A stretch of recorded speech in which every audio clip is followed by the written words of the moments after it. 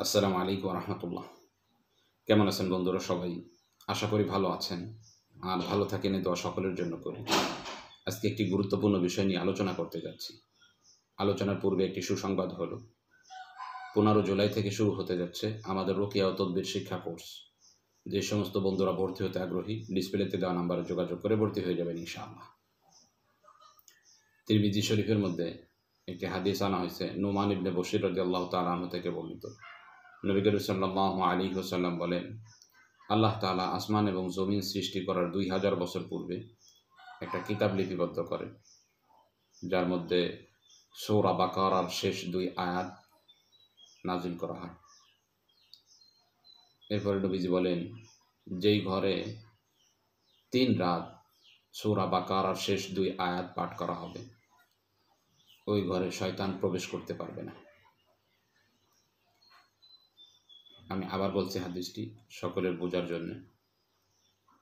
নুমান ইবনে বশির রাদিয়াল্লাহু তাআলা আনহু থেকে বর্ণিত, নবী করিম সাল্লাল্লাহু আলাইহি ওয়াসাল্লাম বলেন, আল্লাহ তাআলা জমিন এবং আসমান সৃষ্টি করার 2000 বছর পূর্বে একটি কিতাব লিপিবদ্ধ করেন, যার মধ্যে নাজিল করা হয় সূরা বাকারার শেষ 2 আয়াত।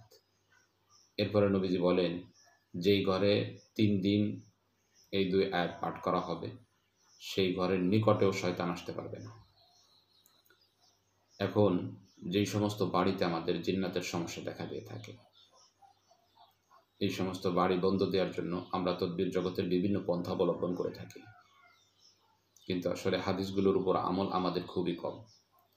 আপনি এই বাড়িকে যদি নিজেই বন্ধ করতে চান, অতি সহজেই বন্ধ করে ফেলতে চান, সেক্ষেত্রে এই আমলটি আপনার জন্য খুবই কার্যকর।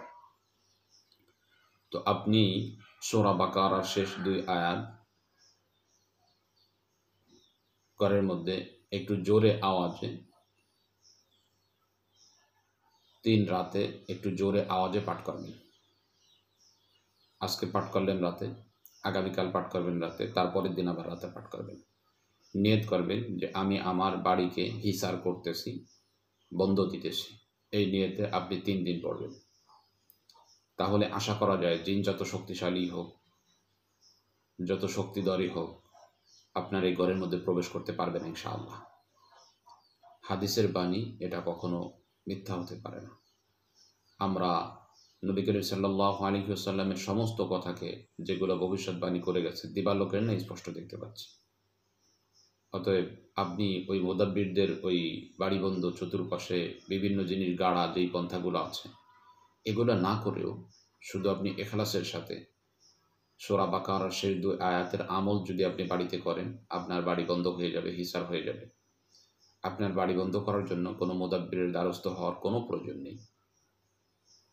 তো আজকে এ পর্যন্তই, দেখা হবে অন্য কোনো দিন অন্য কোনো বিষয় নিয়ে। আসসালামু আলাইকুম ওয়া রাহমাতুল্লাহ।